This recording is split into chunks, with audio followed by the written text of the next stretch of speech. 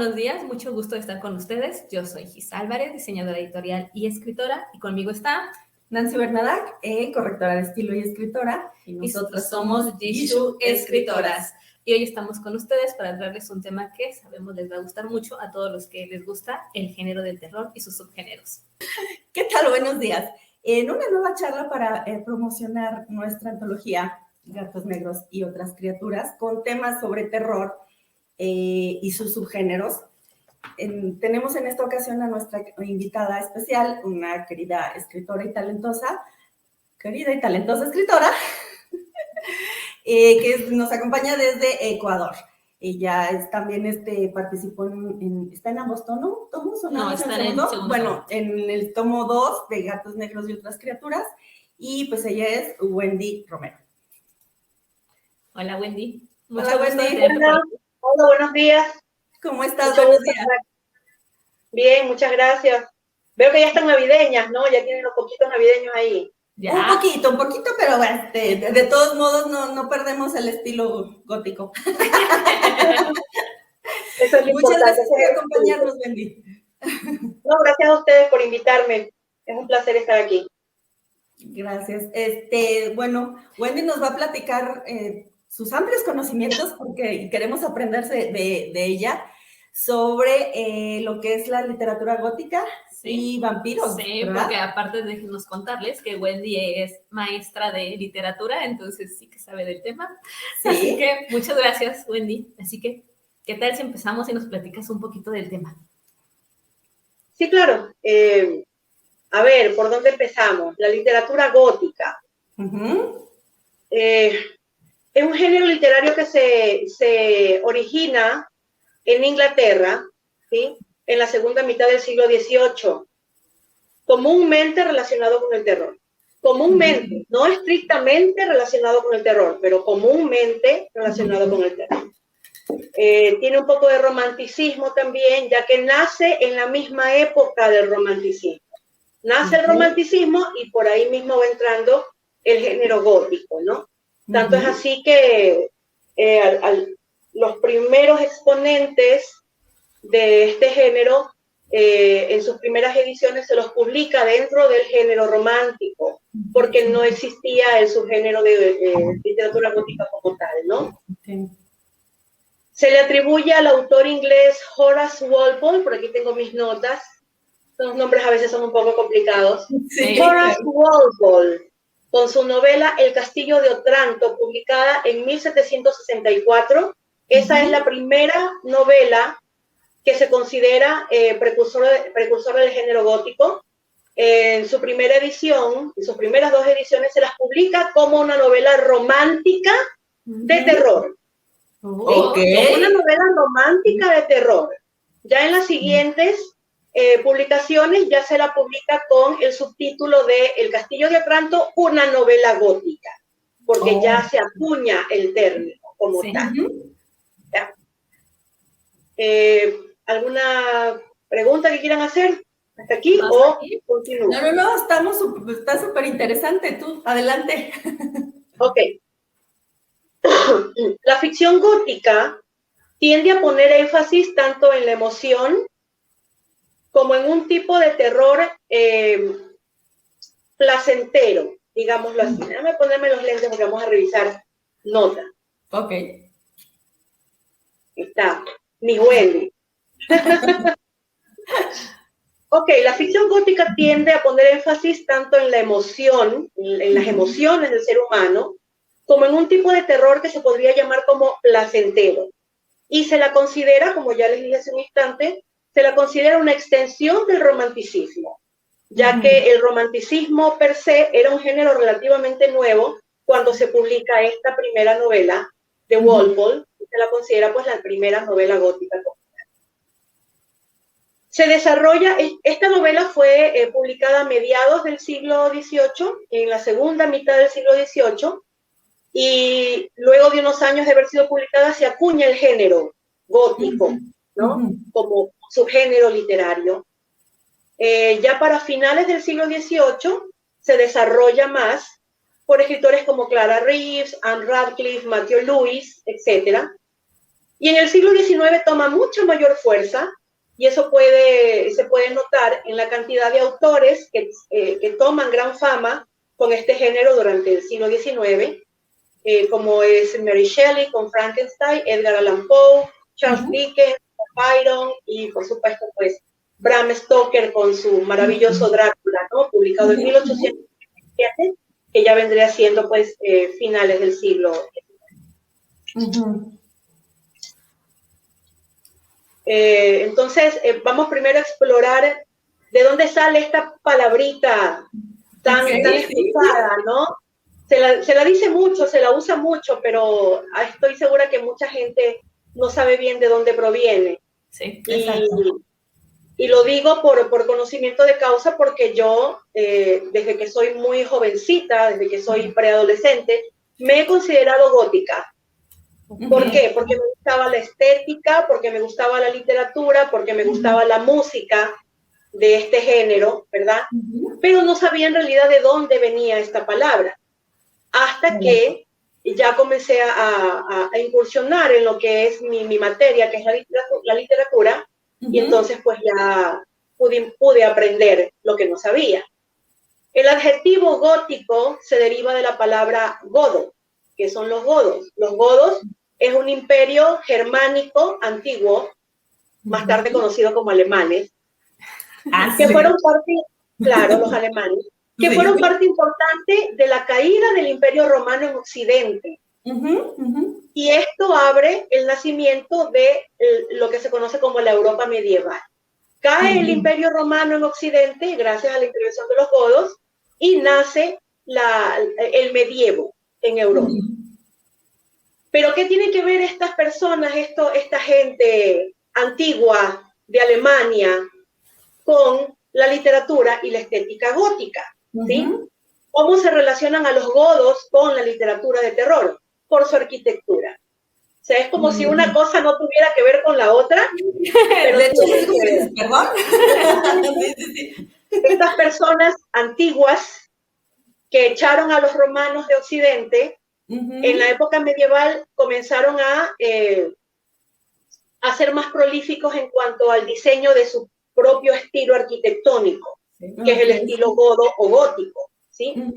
La arquitectura gótica de la época medieval, los castillos, los monasterios, los templos, los palacios, etcétera, ¿no? Con todos estos balcones y los arcos y las gárgolas, ¿no? Y todo esto tan entramado, tan adornado, que es la arquitectura gótica.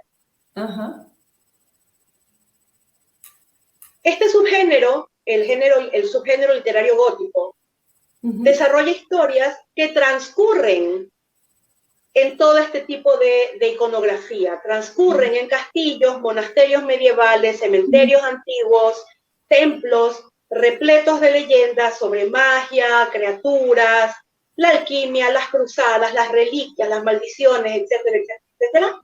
Todo esto es iconografía gótica. Y la literatura gótica se acoge de todo esto para crear su universo, para crear el cosmos en el cual se desarrolla. Ahora, ¿por qué nace el subgénero gótico? Nace como una reacción al racionalismo, que es una corriente filosófica encabezada por el francés René Descartes, que pondera que la razón en la adquisición del conocimiento es lo más importante y se contrapone al empirismo, otra corriente filosófica, que decía lo contrario, ¿no? Que es más importante la experiencia a la investigación en cuanto a conocer el concepto.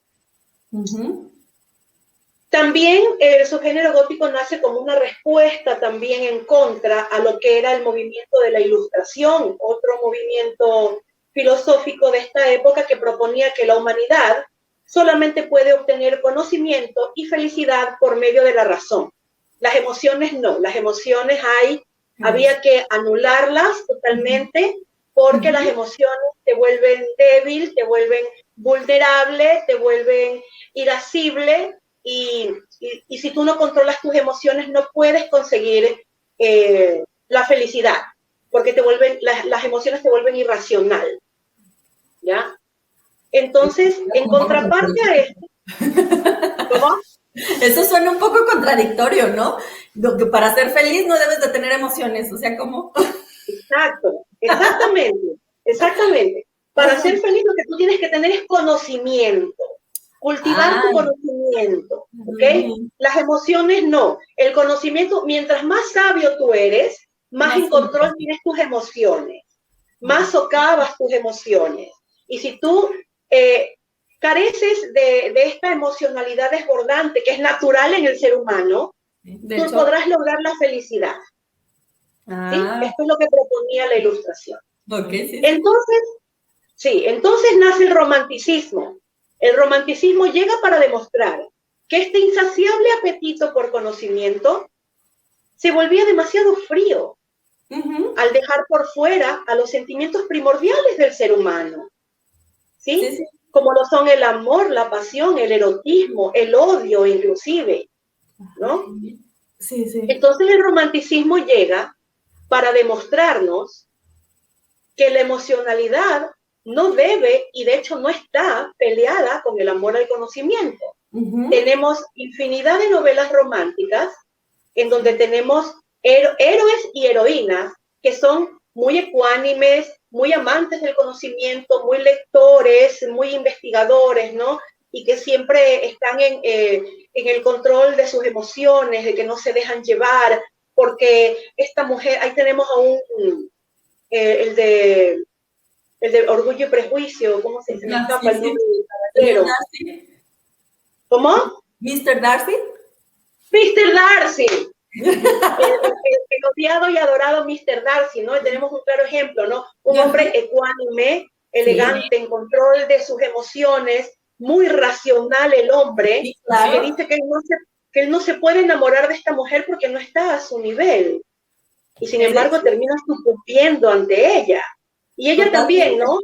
Ella también, ¿no? Muy acá, muy feminista, ¿no? El tipo es un imbécil y yo ni de casualidad bailo con él, porque, o sea, está bien, si él se cree muy superior, allá él, pero yo soy yo, o sea, y terminan enamorándose de una manera maravillosa, ¿no? Entonces, la ecuanimidad de las emociones, la razón, el conocimiento, el amor por la literatura, el amor por los libros y el conocimiento, no se pelea con la emocionalidad, ¿no?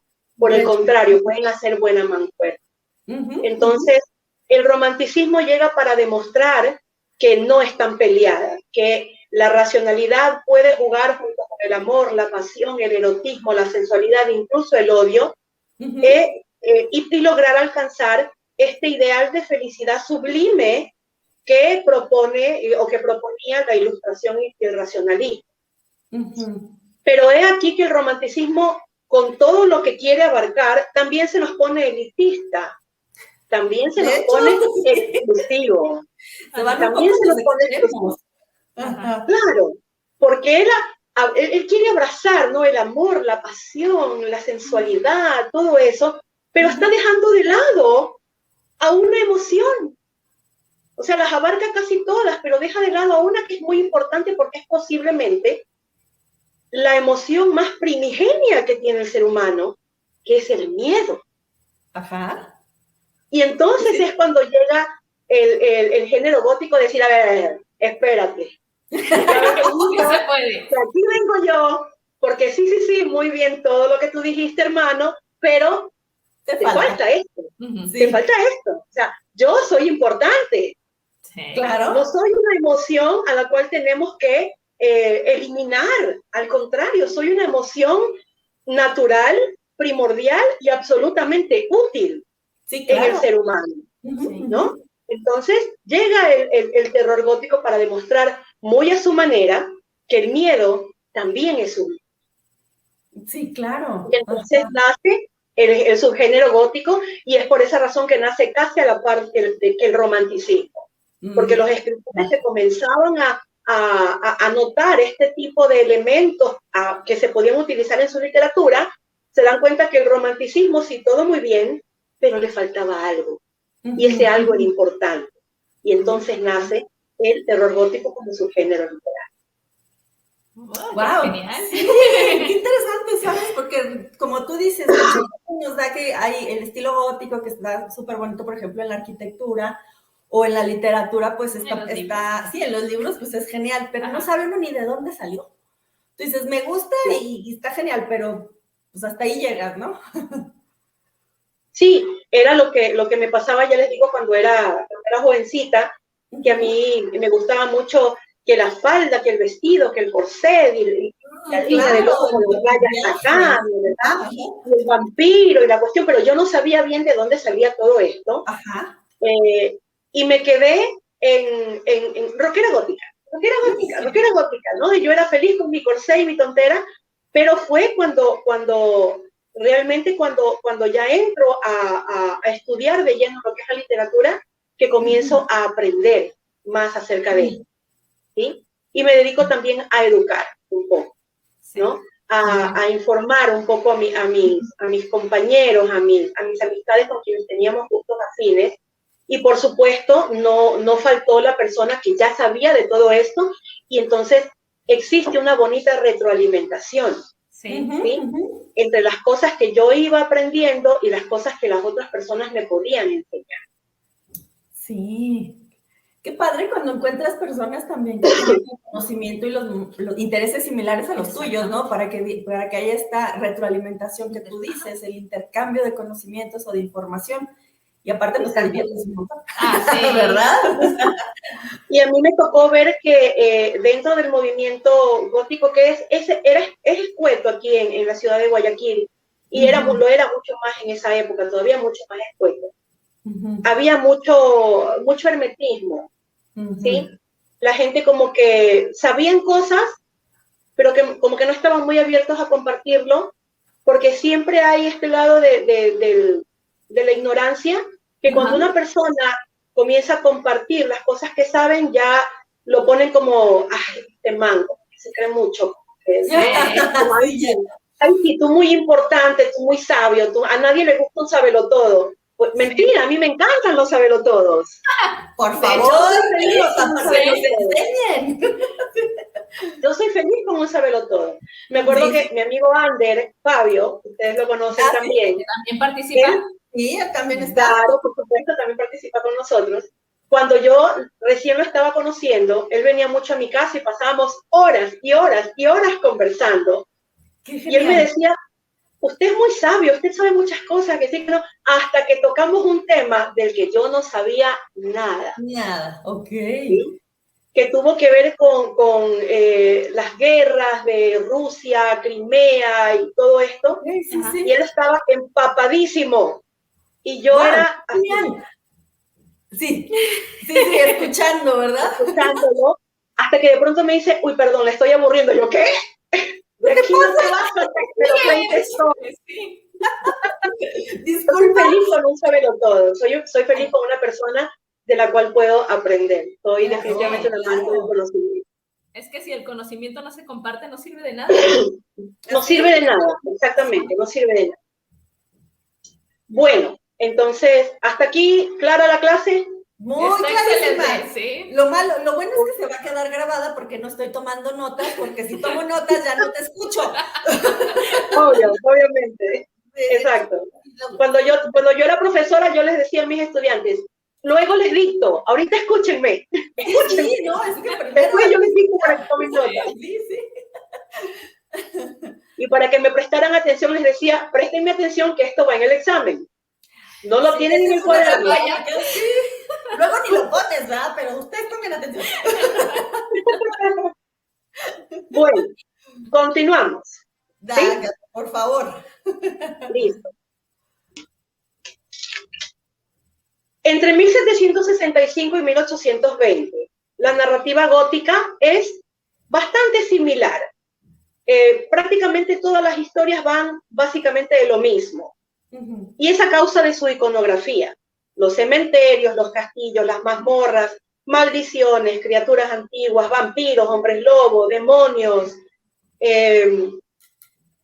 Todo esto eran los temas recurrentes y todas las historias iban prácticamente de lo mismo.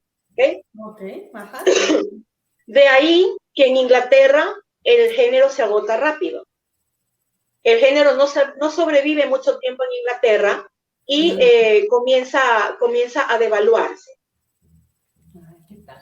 En cuanto al ambiente, el ambiente que rodea una historia gótica de estos tiempos, tenemos las tormentas, la niebla, la noche, tempestades, nevadas, invierno gélido, ¿no? Y todo esto, este ambiente que rodea a la literatura gótica de esta época, tiene una razón de ser.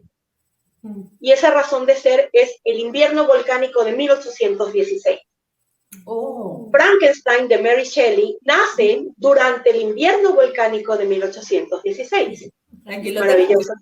Maravilloso libro. Esto es algo que muy pocas personas saben, pero en 1815 el volcán Tambora de la isla Sumbawa erupciona de una manera colosal. Fue una erupción de más de 7 puntos, la isla prácticamente desapareció. Wow, sí. Fue una explosión que dicen que remeció prácticamente el mundo entero. El terremoto que dio, el tsunami que dio, llegó prácticamente a cada rincón del mundo y cubrió la atmósfera de una gruesa capa de polvo y ceniza, lo cual oscureció el sol durante todo un año. Las temperaturas... Hace poco leí esa información y me quedé impresionada y dije, ¿cómo puede tapar el sol para todo el mundo durante un año? ¿A qué grado llegó esa Lo que pasa es que después de eso no ha vuelto a haber otra explosión tan grande y por eso nosotros no lo registramos. Sí, claro. ¿Sí? Ajá. Antes de la explosión del volcán Tambora en Sumbawa, creo que la última explosión así fuerte que hubo fue la de Pompeya. Sí, ¿en el qué año? No me recuerdo. 30 y algo, ¿no? O sea, así. Exactamente. Sí. Entonces, imagínate, desde Pompeya no hubo otra explosión, otra erupción volcánica tan fuerte hasta la del volcán Tambora en Sumbawa. Y de allí no hemos vuelto a tener otra, por eso no la registramos en la magnitud, o sea, no logramos imaginarnos cómo realmente fue. Pero para que se den una idea, las temperaturas bajaron a nivel mundial tan drásticamente que hasta llegó a nevar en sitios tropicales. Llegó a nevar en sitios tropicales, así de fuerte fue la cosa. Sí estuvo fuerte eso. Bastante fuerte. Ese año, Lord Byron, el poeta, escribe su poema Oscuridad, en donde relata el ambiente que se vivía en Inglaterra a su alrededor. Él dice que el sol se había extinguido, que las estrellas vagaban oscuras y que la tierra estaba helada. Hay un párrafo donde dice, el alba llega, se va y vuelve, pero nunca trae el día consigo. Es por eso quizá, claro, porque él amanecía, anochecía, volvía a amanecer y lo sabías por las horas y de pronto por la vaga luz de día que te llegaba, pero el día como tal no rompía, o sea, no había un amanecer como se estaba acostumbrado y era a causa de esto, ¿no? A que la ceniza volcánica tenía literalmente cubierto al sol. Wow. Es por esta razón que en todas las películas de época tenemos un Londres nebuloso, lluvioso, mucha niebla, mucho frío. Sí, el clima de Londres es un poco así, pero Londres tiene un verano que es precioso. Sí, claro. Pero en esta época, las películas que vienen de esta época tienen este clima y se debe a esto. Seguro que ni siquiera muchos cineastas que hacen este tipo de películas lo saben a cabalidad, pero el clima de esa época obedece a esto, al invierno volcánico de 1816. Mira, ¿qué tal? El pintor William Turner se fascinó tanto por los crepúsculos extraños, que generalmente el crepúsculo es violeta, rosado, anaranjado. Estos eran unos crepúsculos grises, que tenían su propia belleza, pero eran distintos. Se maravilló tanto con ellos que la parte más hermosa de toda su obra de vida y la más famosa es justamente la que pintó durante 1816, durante el invierno volcánico. Ese mismo año, Lord Byron invita a sus amigos a pasar el verano en Villa Diodati, en su mansión en Ginebra. Entonces ellos van, ¿no? Aceptan la invitación, muy frescos ellos con sus ropas de verano, ¿verdad? Dispuestos pues a disfrutar de las cabalgatas en la campiña, de navegar por el lago, ¿verdad? Todo lo que obedecía un verano en esa época, pero realmente no pudieron llegar a hacerlo. Se aburrían terriblemente, ya que no podían dejar la mansión, porque el frío y las tormentas no paraban. Y ellos eran personas que no habían llevado ropa para invierno, habían llevado ropa de verano, entonces tenían que estar dentro de casa con las chimeneas encendidas todo el verano, sin poder disfrutarlo. Y esto comenzó a crear un ambiente hostil entre los invitados. No podían salir de casa, no había sol, ya está comprobada la importancia de la luz solar en el ánimo de las personas. Entonces ellos no podían disfrutar de esta vitamina D y eso se notaba en su ánimo. Comenzaba a haber conflictos, comenzaba a haber hostilidad, especialmente en las parejas. Byron notaba que Shelley y Mary, su esposa, discutían constantemente. Bueno, eran un par de apasionados por lo común. Bueno, que no se les dificultaba mucho estar. Eran un par de apasionados. Y Shelley, aparte de apasionado, era trágico. Entonces, para él todo era tragedia, todo era drama. Así que las mujeres estaban al orden del día. Byron, desesperado por ver pues que su verano de ensueño con todos sus amigos se estaba volviendo un caos, se inventa algo y les dice, ¿qué les parece si hacemos un concurso de historias de terror? Y ustedes escriban una historia de terror y las vamos a ir leyendo noche a noche, ¿sí? Y luego votamos a ver cuál es la que más nos gusta. Sí. Hubo un invitado al cual esta actividad le pareció un poco injusta, puesto que estaba rodeado de artistas, poetas y escritores, y él no lo era, él era médico. ¿Sí? Su nombre era John Polidori. Él era doctor. Pero se presta también a la idea, se une a la idea, se presta a escribir su historia. Y es aquí, en este verano invernal, sí. Y tomando en cuenta esta maravillosa idea que tiene Lord Byron, que nace por primera vez la criatura de Mary Shelley. Ella solo tenía 18 añitos, y si bien venía gestando su historia desde que tenía 15 o menos, fue allí, en 1816, cuando ella le da rostro y voz por primera vez a su monstruo.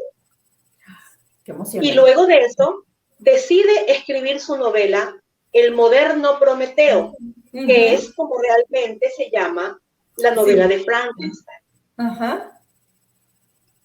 Otro aporte importante que tenemos de este verano invernal en Villa Diodati, en la mansión de Lord Byron, es, durante este invierno volcánico, es la figura del vampiro clásico. La figura del vampiro como lo conocemos hoy en día, ¿no? Lestat el vampiro, o el conde Drácula. Esa figura del vampiro hermoso, elegante, aristocrático, nace durante este verano volcánico en la mansión de Lord Byron. Antes de esto, el vampiro era considerado una criatura horrorosa. Grotesco, ¿no? Sí. Poco más que un animal hediondo y nauseabundo que salía por las noches de una tumba a chupar sangre y nada más. Un animal sin personalidad, sin intelecto, ¿sí? Al cual se contaba que se lo percibía por el hedor, o sea, tú reconocías el hedor del vampiro porque traía esta peste a podredumbre, ¿no? De los seres que mataba. Pues claro, porque era un asesino que se alimentaba de sangre. Así y vivía metido en un agujero, en una tumba. Pero es en esta reunión de artistas donde el doctor John Polidori crea su relato El vampiro. El doctor, el menos indicado, estaba seguro de que no iba a pegar un palo al agua, la borda. ¡Ándale! La borda completamente, la borda de colores. Y ahí es donde dices, nueva, ¿sí? Puedes hacerlo. Sí. Claro, con su nueva opción de lo que es su imagen del vampiro. Saca a esta criatura asquerosa y nauseabunda del folclore popular y la pone en otro contexto. La ubica en la aristocracia, como un ser intelectual, lleno de emociones, hedonista y al mismo tiempo atormentado. Genial. Dándole por primera vez las características que hasta el día de hoy conocemos del vampiro clásico. Sí. Es este hombre, este médico, que no tenía nada que ver con la literatura, el que crea al vampiro moderno, bello, hermoso, elegante, aristocrático, atormentado, que amamos hoy en día. El clásico vampiro gótico. Es él que lo crea. ¡Wow! Le quedó tan hermoso su cuento, tan hermoso su vampiro, que Lord Byron queda enamorado de esta historia. ¿Sí? Polidori lo toma como una actividad, como un juego, y se olvida de esta historia. Y la olvida en casa de Lord Byron. Wow. 2 años después, se encuentra en una librería con su cuento publicado con el nombre de Lord Byron. ¡Mira qué tranza! Ya sé. Eso se llama plagio. Por supuesto que fue un plagio, pero Polidori peleó hasta que logró recuperar la autoría de su cuento. Entonces, él es el precursor del vampiro clásico. Sí. ¡Qué padre! Fíjate cómo se va ligando una cosa con la otra, ¿no? Sí. O sea, se va ligando una cosa con la otra. Y él es la mejor prueba de que una persona que puede creer que no sirve para esto o para cualquier cosa, se puede convertir en un precursor de algo. Claro. Se puede convertir en el padre de algo, en el ícono de algo, ¿no? Sí. El doctor John Polidori es el padre del vampiro clásico, el precursor del vampiro aristocrático que conocemos. Prácticamente el precursor del conde Drácula. Bueno, y de cierta manera también a Lord Byron, porque si Lord Byron no lo publica, no nos hubiéramos dado por enterados. Aunque lo haya plagiado. Sí, por supuesto. Tenemos que agradecer, sin duda alguna, tenemos que agradecer la sinvergüencería de Lord Byron. Sin duda alguna. Sin duda alguna. Sin duda alguna, porque si él no comete este plagio, Polidori jamás hubiera recuperado su historia, no lo hubiera recordado jamás, y probablemente el vampiro clásico, como lo conocemos hoy en día, no existiría, y seguiría siendo pues esta criatura asquerosa y nauseabunda que contaba él con el folclore popular hasta ese momento. Sí, sí, claro, y no tendría el impacto que tiene ahorita, ¿no? No, ni había libros tan maravillosos como los de Anne Rice. Por ejemplo, como los de Anne Rice, sobre todo. Drácula de Bram Stoker, no, qué cosa. Por supuesto. Y así podemos mencionar muchos más. No vayas a mencionar a los vampiros Tinkerbell. Esos nombres son... Perdón, Wendy, es que no sé, igual ya a ti sí te gusta y en ese caso pues ofrezco disculpas, pero los vampiros estos de ¿cómo se llama? Los que brillan, los de Crepúsculo, para mí no son vampiros. Sí, son vampiros, por supuesto. Y no son muy de mi gusto, honestamente no son muy de mi gusto. No son de nuestro gusto. Sí, ándale, sí. No son muy de mi gusto, porque no son el vampiro clásico, ¿verdad? No son el vampiro clásico. Pero así como hay diversos modos de ser y diversas personas en el mundo, también hay diversos tipos de vampiros y son válidos. O sea, es válido que a ti te guste Edward Cullen como vampiro. Es válido que te guste Lestat de Leon Cord como vampiro. ¿Sí? Es válido. Es válido que te guste Barney el vampiro, que era un vampiro clásico antes del clásico que conocemos actualmente. Entonces, si John Polidori pudo cambiar la imagen clásica que se tenía del vampiro hasta ese momento y volverla un ícono, que es lo que prima hasta la actualidad, si lo de él fue válido, puede ser válido cualquiera.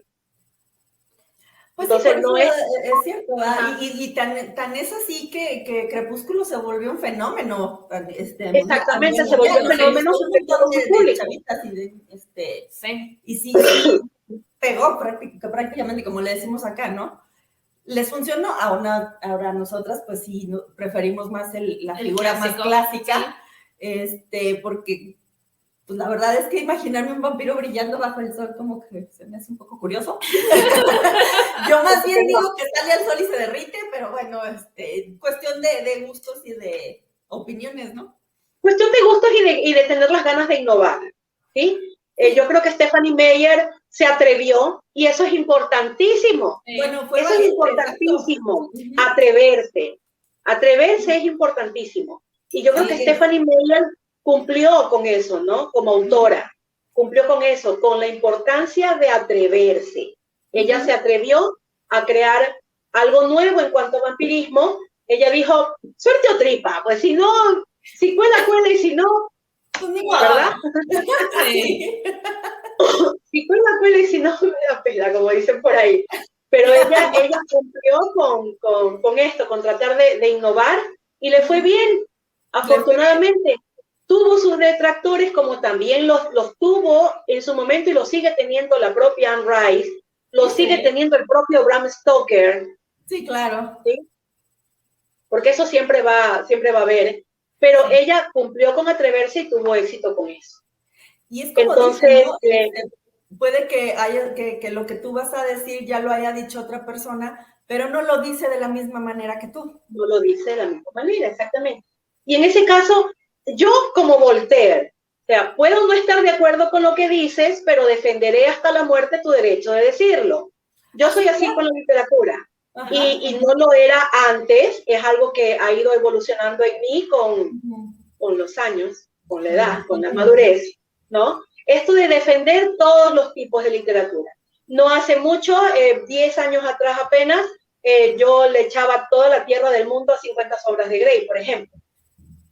Hoy creo que es tan válida como cualquier literatura erótica, y que lo que hizo su autora fue atreverse, pues lo cual es válido. Igual es válido y es importante. Exactamente. ¿Sí? Entonces, a mí no me gusta Crepúsculo, nunca me gustó ninguna de sus novelas, me vi todas las películas porque para criticar hay que saber. Sí. Y no me gustó para nada la propuesta del vampiro, porque yo soy gótica y eso me hace ser clásica, entonces claro, yo tengo mi amor bien establecido, pero no por eso creo que hay que echarle tierra y menoscabarlo y hacerlo inválido. No es inválido, es absolutamente válido, absolutamente. Pero sigue sin gustarme. Quien le guste el Crepúsculo, bienvenido, léalo y disfrútelo y sea feliz. Sí, sean felices. Sí, yo hice lo mismo que tú, a ver, ¿de qué es esto? Vamos a leerlo. Me leí el primer libro y ya me quedé hasta ahí porque dije, ya no podemos seguir. Pero como dices, es cuestión de gustos. A mí no me gustó ese tipo de vampiros y pues ya, le di su oportunidad. Yo me leí el primer libro y dijo, mejor me voy a ver las películas. Va a ser más fácil. Me las vi, tampoco me gustó. Y ahí quedó. Hasta ahí llegué. Sí, no, gracias, bye. 50 sombras de Grey, yo leí el primer libro y dije, ok, no, gracias. Hasta igualmente. Sí, no, así es, yo también. Adelante. Yo me leí el primer libro, me vi la primera película y ya no vi más. No, yo ya no. Las películas. Porque también, eso creo que también tiene que ver un poco eso tiene que ver un poco también con mi propia percepción del erotismo. Ajá, sí. Mi propia percepción del erotismo. Ahora, a la edad que tengo, yo estoy soltándome un poco más en cuanto a la literatura erótica. Okay. Pero antes, a los 30 años, yo a los 30 años todavía era bastante tímida al respecto, por no decir mojigata. Entonces, yo tenía una visión del erotismo y ciertas aristas del tema me resultaban incómodas, desagradables. ¿Sí? Ahora entiendo que el arte, la literatura es arte, el arte abarca tanto, o sea, es tan amplio que tú no puedes decir dónde empieza y dónde termina, qué es arte y qué no es arte, o sea, ¿no? el erotismo, en este caso con sadomasoquismo, es una arista más de la literatura erótica. Sí. Es válida, tiene su público, hay gente que le gusta, incluso no solamente en la literatura, sino en la práctica, y está bien. ¿Cada quien? Cada quien, exactamente. Entonces, eso es algo que entiendo ahora. Sí. Ojalá hubiera sido yo más abierta de mente hace 10 o 15 años, no lo era. Pero está bien, nunca es tarde, ¿no? No, claro, o sea, vas aprendiendo y vas ganando experiencia y vas ampliando tus horizontes y tus conocimientos, ¿verdad? Y la verdad es que no puede uno ser estático y ser exactamente igual toda tu vida. Vas evolucionando y ahorita te gusta una cosa y más adelante no, o viceversa. O sea, exactamente, así es. Esa es la magia de ser humano. Exacto. Sí. ¿Alguna pregunta o continuamos? No, adelante, tú síguele, estamos encantados. Ok. Ya en el siglo XIX, como les mencioné hace un momento, aparecen Sheridan Le Fanu con Carmilla, que es un cuento largo o novela corta, como lo quieran ver, sobre una vampiresa que tiene se juega mucho con el erotismo, porque Carmilla es una vampiresa a la cual podríamos catalogar de lesbiana. Y digo que podríamos catalogar porque la figura del vampiro clásico, en todo el tormento y la emocionalidad que posee este ser y que le da Polidori, no se limita en cuanto al amor. El vampiro clásico no mantiene relaciones sexuales por cuanto el sexo es una función biológica, es decir, es lógica de la vida, a la cual no accede el vampiro porque el vampiro lógicamente no está vivo. Ajá. El vampiro es básicamente un no muerto, ¿sí?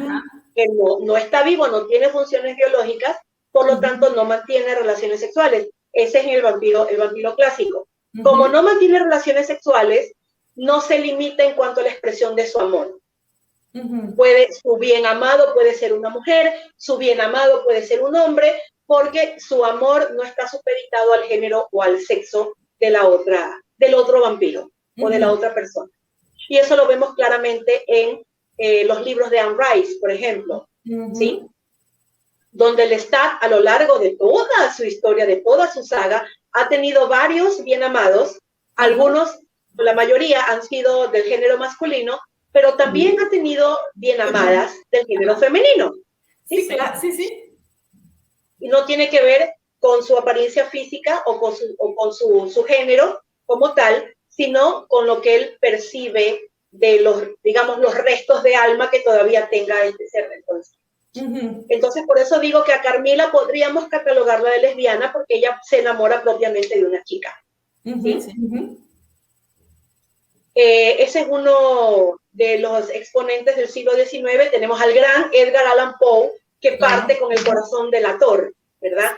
Y una característica maravillosa de Edgar Allan Poe es que él rompe con el goticismo clásico. Así es. Él rompe con el goticismo clásico y ya vamos a hablar de eso. Henry James también entra mucho en lo que es el siglo XIX, parte el hombre, con su excelente novela, que es una de mis favoritas, si no la han leído se la recomiendo, que se llama Otra vuelta de tuerca. No la he leído. El nombre no te indica nada de terror, pero es una historia de terror maravillosa. Yo les recomiendo mucho que, si pueden, la lean. Ok, hay que conseguirla. Son historias geniales, porque ya sacan al género un poco de su iconografía clásica. Salimos de las iglesias, salimos del cementerio, salimos de los templos góticos, salimos ya hacia otros elementos. Prescindimos del vampiro, prescindimos del hombre lobo, salimos del castillo, nos ubicamos más hacia el campo, hacia la ciudad, hacia algo más moderno, más asequible para cualquiera. Ya no hay tanta tiniebla ni tanta tormenta. Los fantasmas son más libres, Ya no arrastran cadenas, ya no es el típico fantasma atormentado que ulula en la noche y arrastra sus cadenas, ¿no? Sí, Ya claro. ya no tanto así. El fantasma ya es un ser con un propósito, podríamos decirlo de cierta manera. Salimos de las leyendas populares del folclore para dar paso a historias más originales.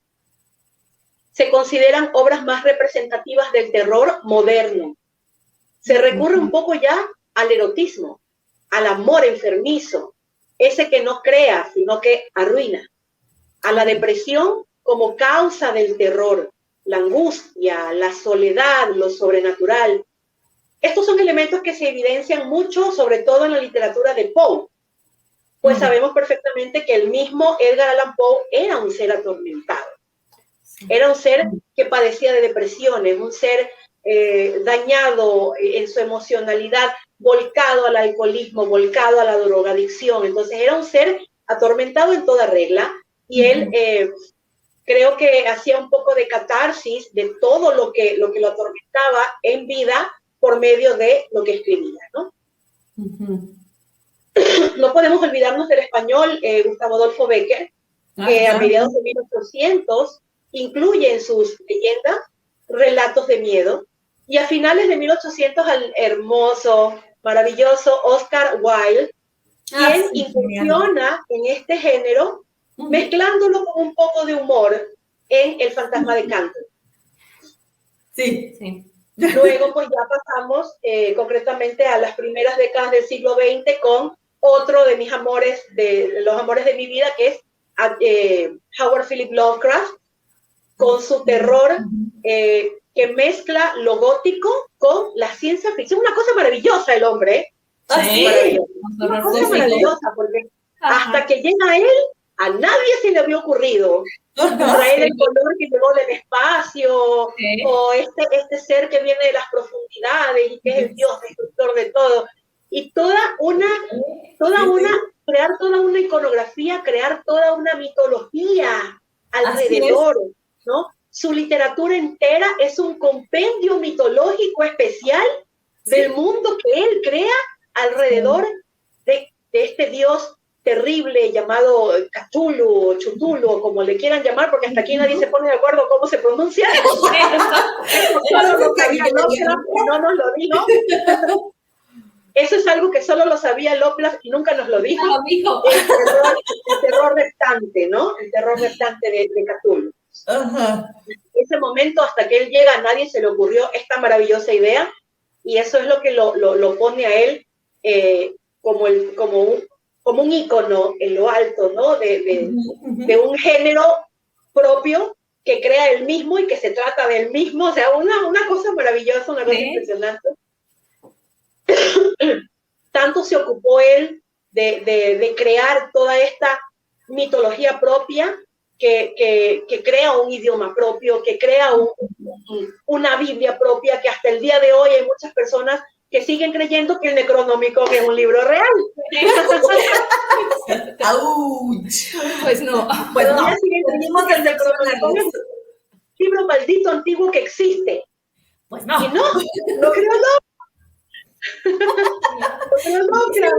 Y eso que es un libro maldito.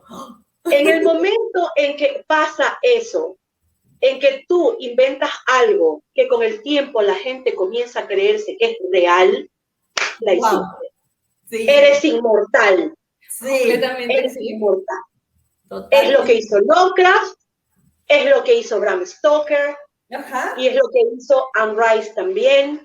O sea, son dioses actualmente, dioses de la literatura, ¿no? Sí. Y pues claro, a finales del siglo XX tenemos a la gran Anne Rice, quien revitaliza la figura del vampiro clásico. Yo tengo la mayoría de sus libros.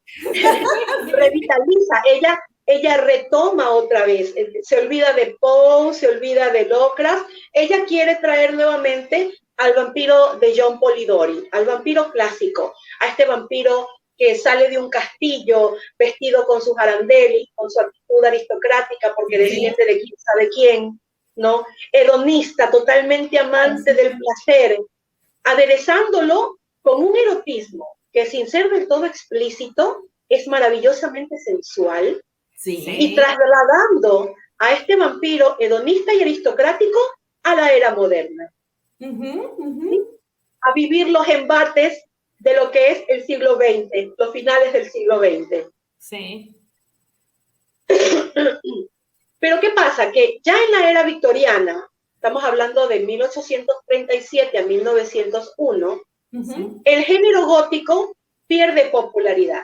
Mira que fue muy poco su auge. Nace en 1800, a principios de 1800, y para 1837, o sea, menos de 30 años de vida, ya el género gótico pierde popularidad. Ya la gente no quiere leer más sobre vampiros, ni hombres lobos, ni fantasmas, ni nada de esas cuestiones. Y comienza a ser totalmente rechazado por la crítica. Las editoriales no quieren publicar gótico porque lo que está en boga en ese momento es la novela histórica, popularizada por Sir Walter Scott.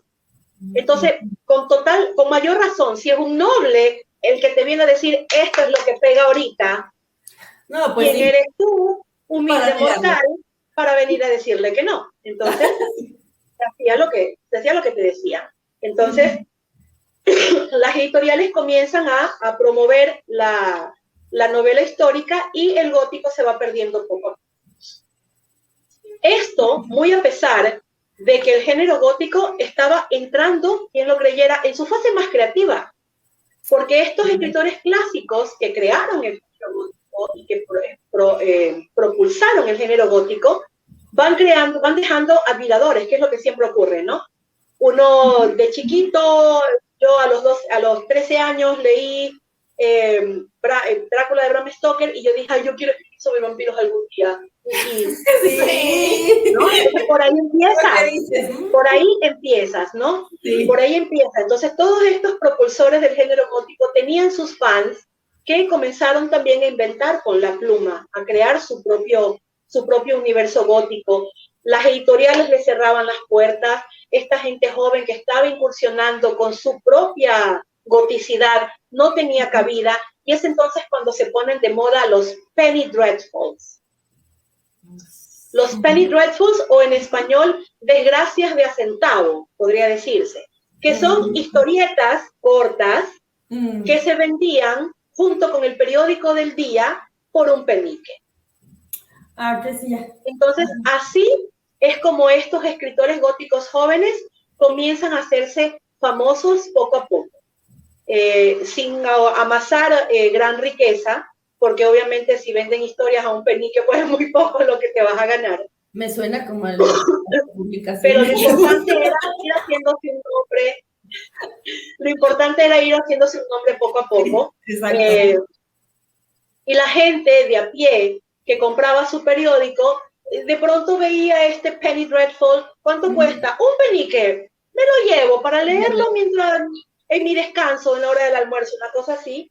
Y lo importante de esto era que las historias venían por capítulos, quizá, ¿no? Que se publicaban semanalmente. El lunes te publicaban un capítulo de uno, el martes te publicaban un capítulo de otro, y así hasta que terminaba la semana. Entonces tú te veías obligado a esperar al siguiente lunes para el siguiente. Querías saber, a comprar. Querías continuar la historia. Entonces se popularizaron, de este modo se popularizaron los Penny Dreadfuls, y eso salvó, de alguna manera, a los escritores nuevos, góticos, que iban saliendo a mediados de 1800.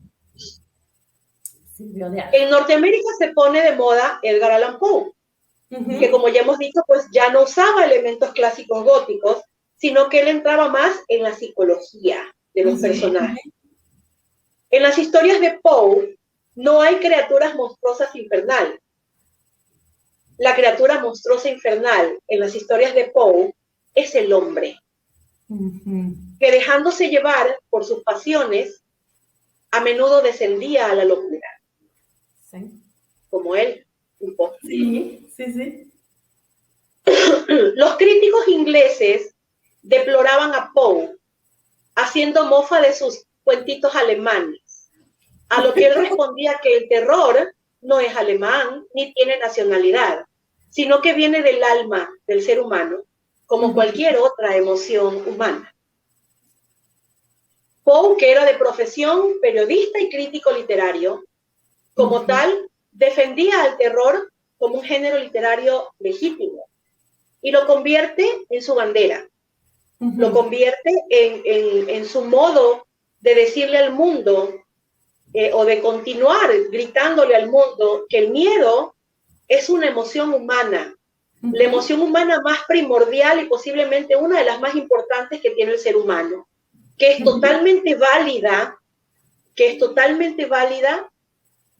totalmente abrazable, que merece ser tomada en cuenta, porque el temor es el que de alguna manera nos mantiene vivos a lo largo de la vida. Sí, así es. Es el temor, es el miedo, de cierto modo, el que nos impulsa a hacer muchas cosas. Es el miedo a no quedarte donde estás, el miedo a no terminar tus días en soledad, el miedo a no quedarte siendo un don nadie toda la vida. El miedo, en sus diferentes aristas, que son innumerables, es el que obliga al ser humano a levantarse y llevar a cabo una acción. Tanto como si es salvar tu vida, como lo que es emprender algo por bien tuyo. Entonces, Poe utiliza el terror como una manera de seguirle gritando al mundo que el miedo es una emoción válida y que es una emoción saludable y que debe ser expresada y que debe ser vivida y sentida. Y tiene toda la razón. Exactamente. Claro que sí. Qué interesante, ¿no? Bastante interesante. Sí, porque estamos encantadas con esta charla. No, sí, estamos aprendiendo un montón y te digo como pues, se va a quedar grabado, afortunadamente, no tenemos que apuntar nada. Pero sí, está muy padre cómo las diferentes visiones de cada escritor le va dando un poco más o va agregándole profundidad al género, ¿no? Porque mucha gente piensa que el género de terror es nada más para asustar gente. Así, pero así nomás sin sentido, pues. Ajá.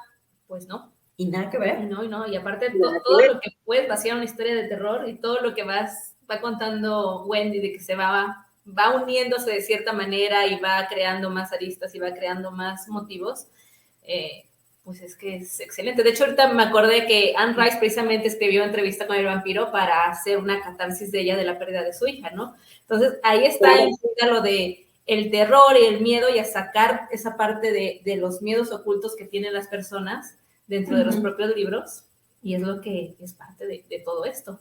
Mary Shelley también hace una catarsis con su Prometeo, con su moderno Prometeo, porque las historias de terror comienzan a gestarse en su mente desde que ella es muy niña, y esto parte del dolor del no haber conocido a su madre, porque ella propiamente no conoce a su madre murió cuando ella era una bebé. Entonces,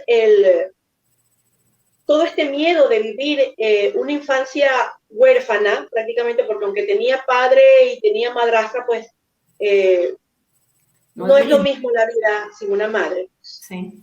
Entonces ella va haciendo catarsis en sus cuentos, en sus historias, y cuando ella decide escribir ya de lleno la novela, ella se toma de muchas cosas, del descubrimiento del galvanismo y otro tipo de cosas importantes en la época, pero ella también pierde una hija, ella también se le muere una niña, ella también ve cómo las decisiones que toma, arrebatada por su juventud y la pasión de su amor juvenil, su mundo se va viniendo abajo,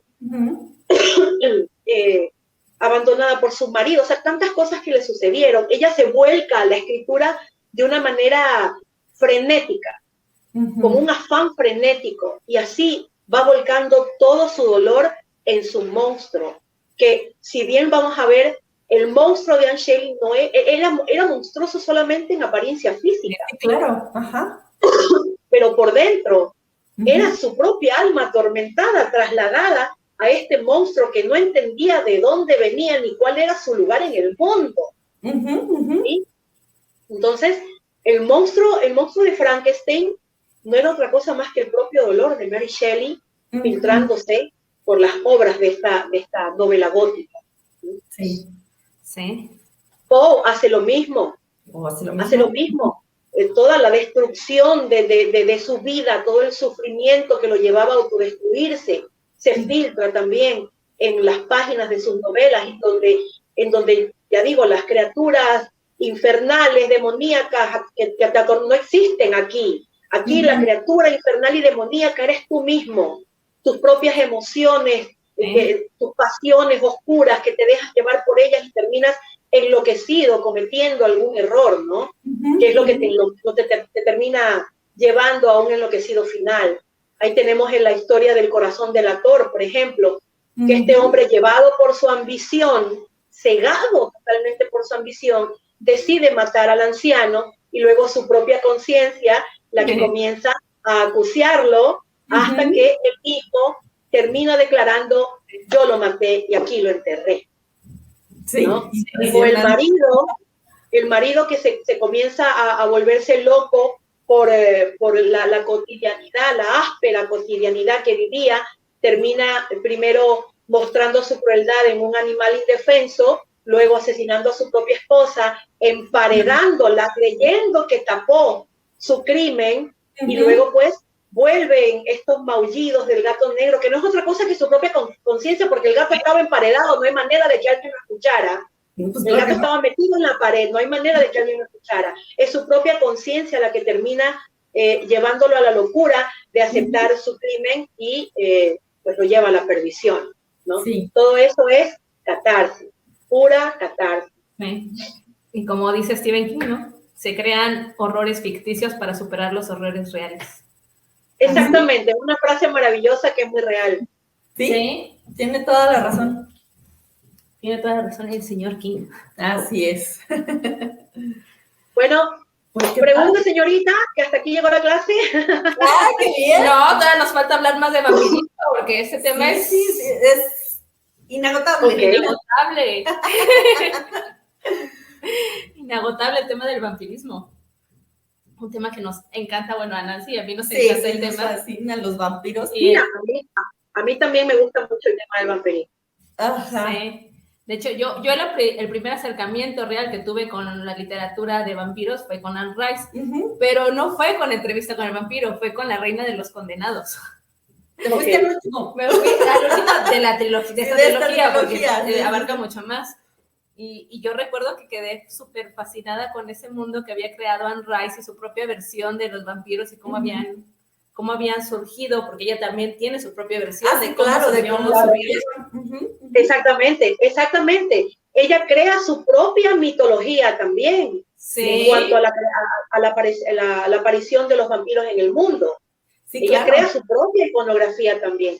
Sí. Y te digo que a mí me gustó mucho La Reina de los Condenados, porque sí me gustó Entrevista con el vampiro, obviamente, me encantó Entrevista con el vampiro, pero La Reina de los Condenados para mí tengo un cariño especial por ella, porque aquí aparece mi personaje más amado de las crónicas vampíricas, que es Majaret.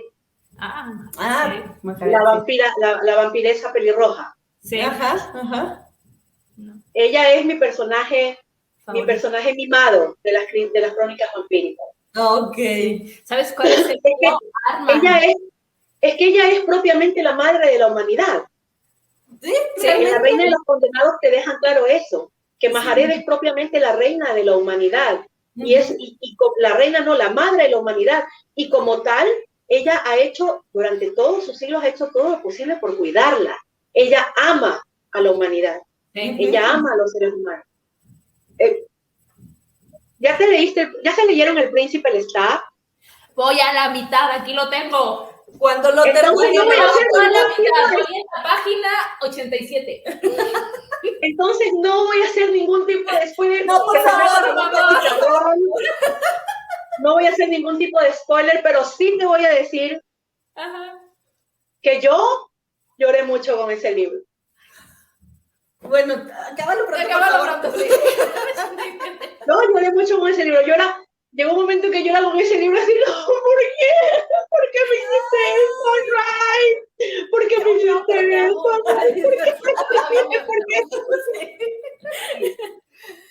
Ay, oye, y hasta aquí no he conocido, no me he topado con ninguna persona amante de los libros de Anne Rice que haya leído completo El Príncipe Lestat y con el cual poder fangirlear a gusto ese dolor que todavía tengo por dentro.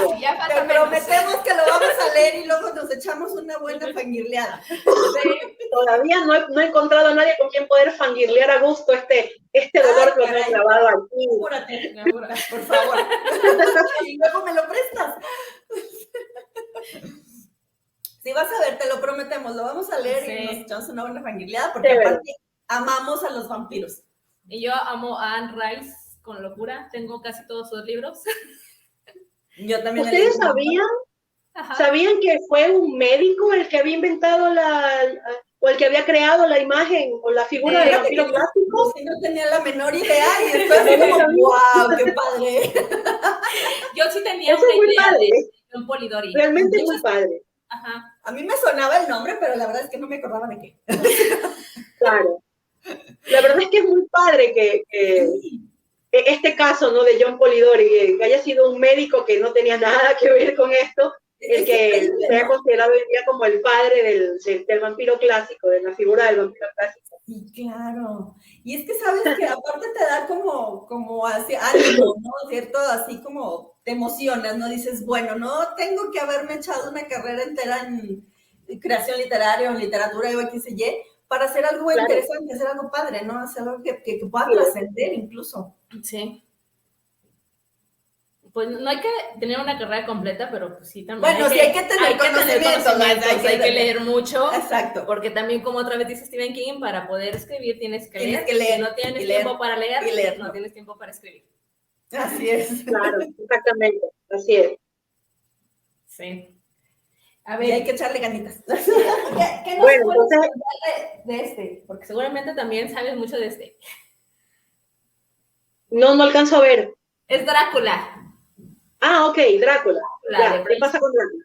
Nomás que le pusieron una portada media rara. Sí, la portada está media rara. Esa, ok, ya, Drácula de Bram Stoker. A mí lo que me llamó la atención cuando leí Drácula de Bram Stoker es que es un libro que no está escrito, no está escrito como una novela clásica, sino que es muy epistolar, ¿no? Sí. Se desenvuelve en cuanto a cartas, todos son cartas, ¿no? Uh-huh. Las cartas que mandaba Mina a Jonathan, las que mandaba Jonathan a Mina, las que mandaba el conde Drácula a Jonathan, o sea, uh-huh. Todo es muy epistolar. Y las partes que no son epistolares son muy escuetas, uh-huh. Pero realmente son las partes epistolares las que son las importantes porque ese es el cuerpo de la novela, ¿sí? Es el cuerpo de toda la historia, las cartas. Eso me llamó mucho la atención y me pareció algo innovador, creo yo, para su época, que Bram Stoker escribiera de esa manera. Uh-huh.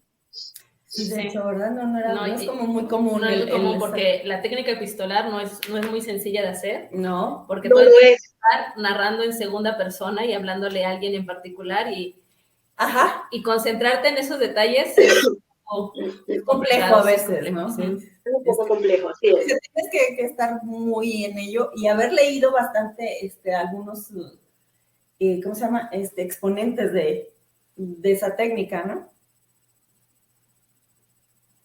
Sí. Yo, la verdad, no mucho. No he leído muchos exponentes del tipo de literatura epistolar. El detalle que no hay muchos. Claro. Este de Bram Stoker es un muy buen ejemplo. Sí, Bram Stoker es un excelente ejemplo y fue el primero de su tipo con el cual yo me topé. Uh-huh. Así es. Pues bueno, todos están ¿entramos al vampirismo o ese es tema para otra borrachera? Dale, ¿quieres de una vez? No, o sea, a ver, creo que ya vimos cómo entra lo que es el vampiro clásico a la literatura. Sí. La presencia de los vampiros en la literatura, pues es un campo literario realmente. No tiene su género propio porque pues está dentro del compendio de lo que es el subgénero gótico, pues, ¿no? Uh-huh. Pero la primera aparición del vampiro literario moderno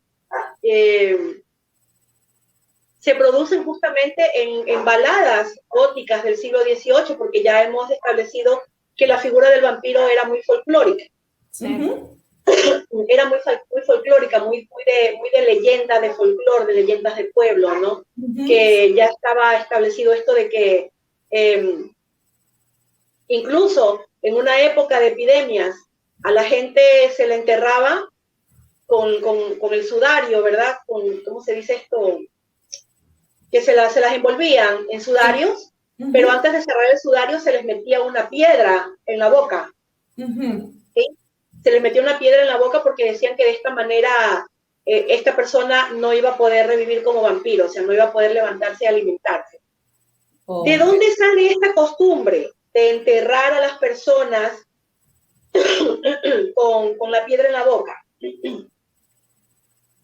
Nace de que cuando comienzan las epidemias, muchas veces se reutilizaban las tumbas. Entonces no se utilizaba mucho el ataúd, solamente se envolvía en un sudario a las personas y se las arrojaba a la fosa. Entonces se reutilizaban las tumbas porque no daban abasto los cementerios. ¿Y qué pasa? Que cuando abrían una tumba para enterrar un cadáver nuevo, se encontraban con que el sudario en el que estaba envuelto el cadáver, que podría tener ahí un par de meses, tenía toda la parte de la boca, no existía tela en esta parte. ¿Sí? Se había carcomido toda la parte de la boca y se asomaba la dentadura y los colmillos. Entonces, tiene una explicación muy lógica, ¿no? Y es que cuando el cadáver comienza a descomponerse, pues la piel se retrae, queda al descubierto la dentadura. Y el hecho de que la tela del sudario desapareciera en el área de la boca se debe a las bacterias. A las bacterias, todo el mundo sabe que la boca la tenemos llena de bacterias, que es posiblemente la parte más llena de bacterias que tenemos en todo el cuerpo. Y entonces, por esa razón, esta parte de la tela del sudario se podría más rápidamente, lo cual hacía pues quedar al descubierto la dentadura con la piel estirada hacia atrás y los colmillos brotados. Entonces, cuando la gente veía esto, decía, ¡oh, este vampiro! ¡Este vampiro! La gente se está convirtiendo en vampiros y salen en la noche, y por eso es que hay tanta epidemia, la gente se sigue muriendo, son los vampiros. Para evitar que el muerto nuevo que venía a ser enterrado despertara como vampiro, le encajaban una roca en medio de los dientes para que esto no sucediera. Y aquí comienzan a hacer la figura del folclore, ¿no? Del vampiro como figura de folclore, como elemento de folclore. Y la figura del vampiro como un ser gris, asqueroso, hediondo, que se levantaba de la tumba con todos sus humores putrefactos de cadáver y de los cadáveres de los cuales se alimentaba, y que pues cuando te venía la gente tenía esta creencia que te venía un pao a podredumbre, a mortecina, te decían, métete a la casa que viene un vampiro.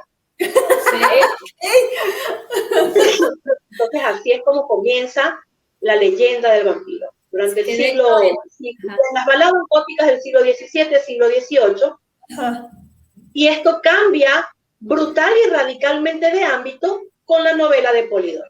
Que incluso Polidori es el que agarra al vampiro, lo baña, lo peina, lo perfuma, le pone una copa en la mano. Lo guapo. Exactamente.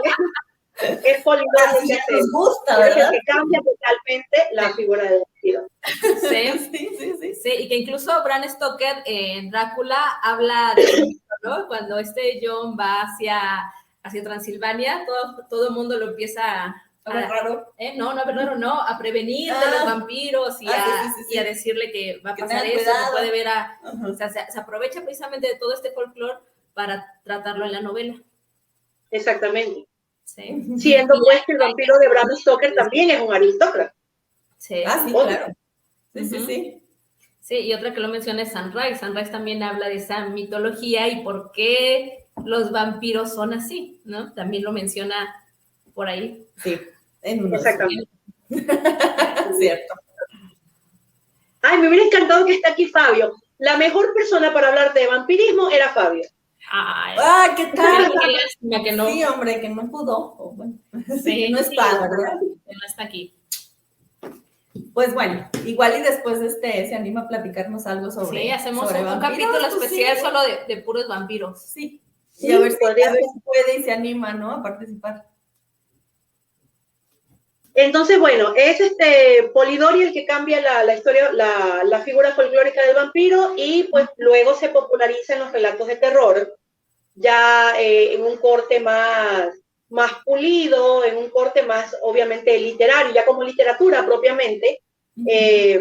Tenemos pues la historia de Carmila, que ya les hablé hace un momento, de Sheridan Le Fanu, que aunque es una historia muy cortita y muy poco conocida, es muy influyente dentro del género. Sí. Hay muchas personas que, para hablar de vampirismo, te mencionan primero a Carmila antes que a Drácula de Bram Stoker, lo cual es absolutamente válido porque de hecho es anterior. Es anterior, sí. Pero de hecho es Drácula la que toma mayor afluencia y la que vuelve famoso al vampiro, a este vampiro aristocrático. Definitivamente es Bram Stoker quien logra darle al vampiro y a su figura elegante, aristocrática y terrible y monstruosa al mismo tiempo toda esta popularidad a nivel mundial. Es él. Insisto, qué bueno que lo hicieron. Sí, bueno que lo hicieron. Bueno. Y bueno, pues ya a partir del siglo XX las historias de vampiros ya se van diversificando, como vemos, pues, ¿no? Que tenemos los vampiros de Anne Rice, los vampiros de Stephanie Meyer, se van agregando elementos nuevos, se va creando nueva iconografía, se van haciendo de otro tipo de suspenso, hay vampiros que son policías, hay diferentes, sí, entonces el vampiro se vuelve, es que ese es el problema de trasladar al vampiro a las penalidades de la era moderna, que tiene que mezclarse como un humano más, ¿sí? Entonces, el vampiro clásico tiene la facilidad de que como es conde, es príncipe, es duque, bla, bla, bla, bla, ¿no? No batalla, exactamente, o sea, es dueño de casa, tiene un castillo. Sí, perfecto, ya. No es dueño de casa, tiene un castillo. Seguramente tiene un tesoro de doblones españoles del siglo una cosa espectacular, que por plata no batalla. No, por plata no está batallando, exactamente. Entonces, ese es el vampiro clásico, pero trasladarlo ya a la era moderna. El vampiro también tiene que, como dicen ustedes, tiene que chingarle también, ¿no? O sea, ¿de qué va a vivir? Obviamente no necesita comer porque se alimenta de otras maneras, pero ¿de qué vive, no? Además que el vampiro moderno tiene que pagar la renta. ¿También? Si le gustan los animales, tiene que pagarle la croqueta al perro, el veterinario. Claro, o sea, es un humano más. Una vida frívolamente humana más, ¿no? Sí. Además que muchos del vampiro moderno, y esto lo he visto tanto en Crepúsculo como en una novela maravillosa con película preciosa, con Tilda Swinton y Tom Hiddleston, que se llama Solo los amantes sobreviven. El amante moderno es respetuoso de la vida humana y no anda por ahí cazando, sino que compra sangre. ¿Sí? En el caso de Solo los amantes sobreviven, ellos, en concreto el personaje de Tom Hiddleston, no se alimenta de humanos al azar porque es germofóbico. Es germofóbico, entonces él le tiene terror a coger una enfermedad y le tiene terror también a esto de que los humanos nocturnos en su mayoría o están ebrios o están drogados, entonces eso no va con él. Es una gran posibilidad. Entonces él se acerca donde un médico que tiene en un hospital, que es el que por una buena cantidad le provee la sangre del tipo y le da que a él le gusta. Hay que ver. Todo. Solo los amantes sobreviven. Solo los amantes sobreviven.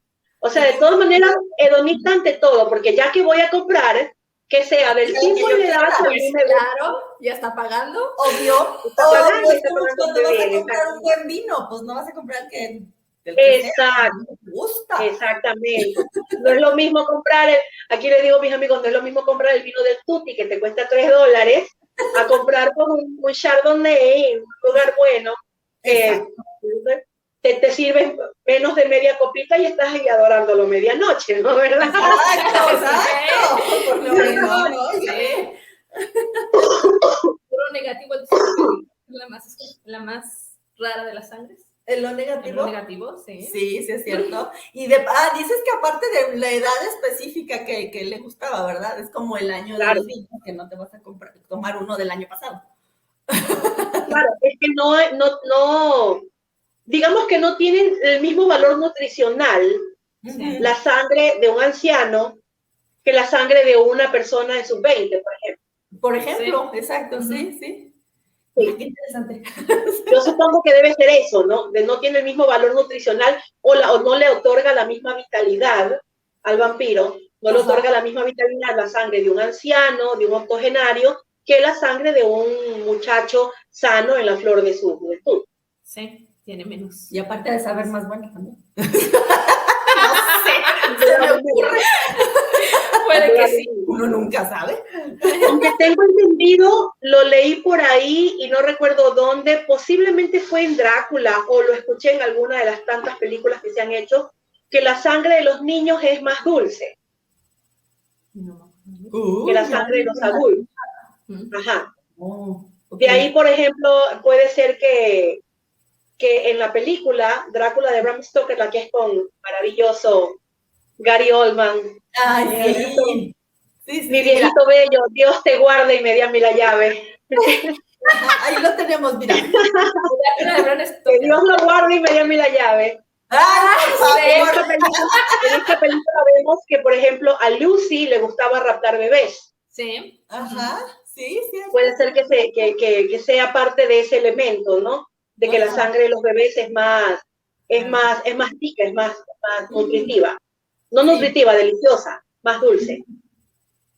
Pues bueno, cada quien sus gustos, insisto.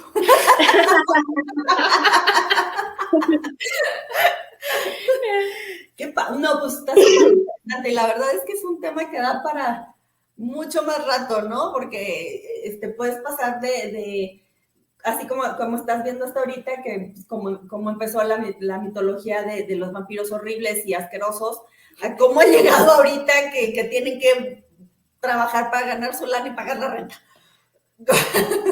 Exacto. ¿Sabes por qué Polidori hizo esto con los vampiros? ¿Cuál era su intención al hacer esto con los vampiros? ¿Cuál? Como ya hemos dicho, que hasta ese momento el vampiro era considerado un ser mitológico despreciable, asqueroso, sucio, hediondo, etcétera, lo peor de lo peor. Polidori era médico y aunque era amigo de Lord Byron, sentía cierto desprecio por la aristocracia. Porque el mismo Lord Byron, aunque era amigo, entre comillas, porque ya vemos lo que hizo después, aunque era amigo, entre comillas, era insufrible, era insoportable el tipo. Entonces, Polidori lo que quiso hacer con esta historia del vampiro, al trasladarlo al contexto aristocrático, fue hacer una mofa de la aristocracia. Y una crítica, ajá.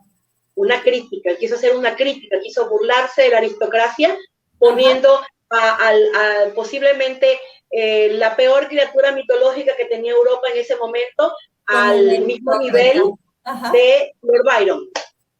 ¿Ya? Eso fue lo que él quiso hacer. No tenía una razón y al final resultó que el mismo Lord Byron estaba encantado de la vida, se lo pirateó y se lo robó. Se lo pirateó porque le encantó, exactamente. Y ayudó a que se hiciera famoso Polidori. Sí. Porque Polidori creo que está más famoso que Lord Byron. Sí, de hecho. A mí me suena generalmente más de Polidori, aunque no sabía exactamente de qué trataba, que Lord Byron. Te cuento que al menos en mi círculo no. No, es al revés. O al menos en lo que yo he podido notar como... Sí. En mi círculo, y me refiero concretamente al círculo literario, ¿no? A mi círculo como maestra de literatura, Cuando yo me he juntado con otros profesores de literatura o incluso cuando estaba en la universidad, Lord Byron es conocido por su poesía, pero a John Polidori no se lo conocíamos. Igual tiene que ver que como nos gusta más el tema del vampirismo, sí, también y en la poesía no estamos tan inmersas. Ajá, tan inmersas, sea que conozcamos más el nombre de Polidori. Por supuesto. Sí. Pues de eso también. Todo depende. Sí, claro. Pues qué padre, qué interesante. Sí.